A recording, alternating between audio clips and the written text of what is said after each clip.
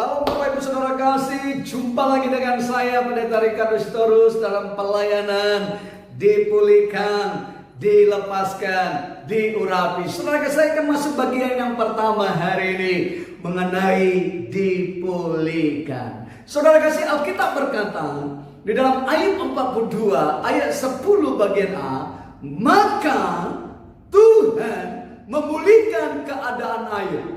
Maka Tuhan memulihkan keadaan Ayub. Bapak saudara kasih, mengapa kita harus mengalami satu pemulihan? Mengapa orang percaya ketika menerima Kristus, percaya Kristus, harus alami pemulihan? Mengapa? Karena pemulihan dalam arti sesungguhnya adalah kembalinya keadaan seseorang dari penyimpangan kepada keadaan yang seharusnya. Yang tadi berbuat dosa dipulihkan untuk tidak berbuat dosa lagi. Yang tadi hidup dalam perdukunan dipulihkan, tidak lagi hidup dalam perdukunan. Apa yang harus dibereskan dalam pemulihan? Apa yang harus terjadi dalam pemulihan? Saudara kasih, Alkitab berkata bahwa biarlah Allah sumber damai sejahtera menguduskan kamu seluruhnya, dan semoga roh, jiwa dan tubuhmu terpelihara sempurna. Dalam 1 Tesalonika 5 ayat 23. Artinya, mengapa harus terpelihara sempurna? Bagaimana supaya terpelihara sempurna? Harus dibereskan, harus dipertahankan, harus terus dijaga di dalam mengikut Tuhan. Apa yang harus dipulihkan? Bagaimana seseorang harus mengalami pemulihan? Tanpa disadari, saudara, banyak orang yang mengalami keterikatan. Banyak orang yang mengalami belenggu karena kebencian, karena kepahitan, karena sakit hati, kecewa, dosa-dosa kedagingan, dosa-dosa perdukunan. Maka orang tersebut harus dibebaskan, harus dipulihkan. Ayub seorang yang saleh, jujur, takut Tuhan. Saleh, jujur, takut Tuhan, menjauhi kejahatan. Harus mengalami proses pemurnian, harus mengalami proses pemulihan. Begitu berat yang Ayub alami, begitu berat yang Ayub terima. Lembu sapinya diambil bangsa Kasdim, kambing dombanya terbakar oleh api, lembu untanya diambil oleh bangsa Seba. 7 anak laki-laki meninggal seketika, 3 anak wanita meninggal seketika. Bahkan teman-temannya menjauhi dia, berkata kepada Ayub, pasti engkau berdosa karena tangan Tuhan teracung padamu. Istrinya berkata, kutukilah Allahmu Ayub, lalu matilah engkau. Dalam segala sesuatu Ayub tertekan. Ayub mengalami satu tekanan, Ayub mengalami satu penderitaan, tetapi dia jalani sampai dia mengalami pemulihan.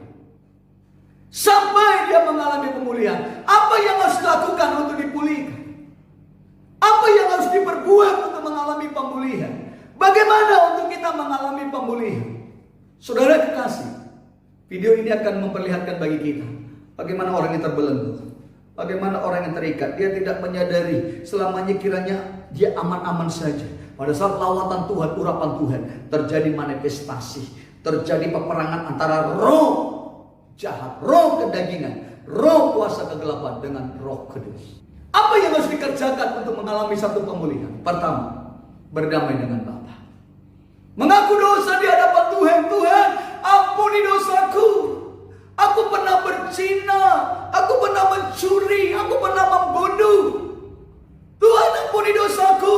Aku tidak setia, aku pernah pergi ke dukun, aku pernah berobat makan sesuatu dari dukun, aku pakai jimat dan sebagainya. Akui dosa di hadapan Tuhan. Mengaku dosa di hadapan Tuhan. Ayub 42 ayat 5 berkata, dulu hanya kata orang aku mendengar tentang engkau, tetapi sekarang mataku sendiri memandang engkau. Artinya, saudara, izinkan berdiri kita berdamai dengan Bapa di surga. Ampuni setiap dosaku, ampuni setiap kelakuanku yang tidak berkenan di hadapan Tuhan. Mengaku dosa. Alkitab berkata, barang siapa percaya dalam hati akan diselamatkan, barang siapa mengaku dengan mulut akan disembuhkan. Amin.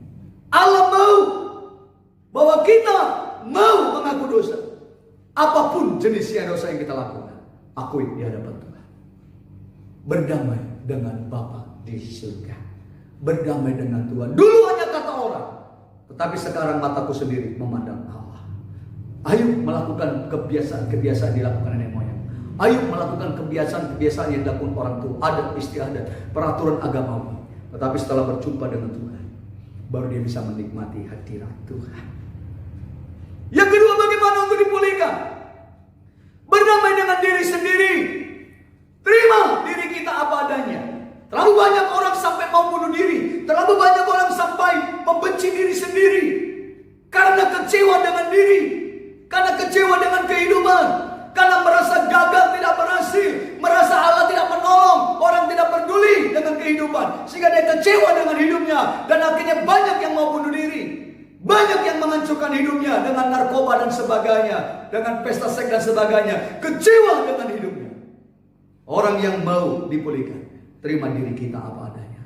Terima diri kita apa adanya. Terima suami kita apa adanya. Terima istri kita apa adanya. Terima mertua kita apa adanya. Terima orang tua kita apa adanya. Terima anak kita apa adanya. Terima segala sesuatu yang terjadi dalam hidup kita dengan syukur. Pada saat kita menerima segala sesuatu terjadi. Pada saat kita bersyukur. Artinya menerima yang sedang terjadi dan menyerahkan kepada Tuhan. Berdamai dengan diri sendiri. Pada saat kau benci dengan dirimu, pada saat kita benci dengan diri kita, maka kita benci dengan pencipta kita. Maka kita benci dan kecewa dengan Allah yang telah memberi kehidupan bagi kita. Yang ketiga, berdamai dengan sesama. Ampuni semua orang. Ayub berkata, maka Tuhan memulihkan keadaan Ayub setelah dia mengampuni sahabat-sahabatnya. Tuhan memulihkan keadaan Ayub setelah dia berdoa bagi sahabat-sahabatnya. Dan Tuhan memulihkan dia. Dan Tuhan memberikan kepada Ayub 2 kali lipat dari kepunyaannya dahulu. Bahkan diberikan 7 anak laki-laki, 3 anak wanita, melebihi kecantikan dari anak wanita sebelumnya. Bahkan anak-anak Ayub adalah anak-anak yang paling cantik masa itu. Tuhan pulihkan keadaan Ayub. Lembu sapinya, kambing dombanya, untanya dikembalikan. Sahabat-sahabatnya, bahkan dia sehat. Setelah mengalami proses pemulihan. Setelah dia mengalami proses pemurnian daripada Tuhan. Ampuni semua orang. Mungkin kita berkata, gak mungkin saya ampuni suamiku, dia berkhianat. Gak mungkin aku ampuni istriku, dia melakukan pelanggaran. Gak mungkin aku ampuni mama papaku, mertuaku, anakku, siapapun yang melakukan kesalahan. Yesus memberi contoh waktu dia di kayu salib. Ya Bapa, ampunilah mereka, karena mereka tidak tahu apa yang mereka perbuat. Untuk dipulihkan, harus mengampuni siapapun. 3 hal untuk kita lakukan dalam pemulihan. 3 hal yang harus kita kerjakan untuk kita dipulihkan. Berdamai dengan Bapa di surga. Akui dosa kita. Akui pelanggaran kita. Minta ampun dengan tulus dan ikhlas kepada Tuhan. Yang kedua, berdamai dengan diri sendiri. Terima diri kita apa adanya. Bangga dengan hidup kita. Terima istri kita apa adanya. Terima suami kita apa adanya. Terima keluarga kita apa adanya. Terima apapun yang terjadi dalam hidup kita apa adanya. Bersyukuri semua yang Tuhan buat. Yang ketiga, berdamai dengan sesama. Ampuni semua orang. Alkitab berkata, jikalau engkau tidak mengampuni kesalahan orang, maka Bapa di surga tidak mengampuni engkau. Tetapi jikalau engkau mengampuni kesalahan orang, maka Bapa di surga mengampuni kesalahanmu. Rekan saudara kasih, kita harus dipulihkan. Berdamailah dengan Bapa di surga. Berdamailah dengan diri sendiri. Berdamailah dengan sesama. Tuhan berkati. Salam damai sejahtera. Shalom.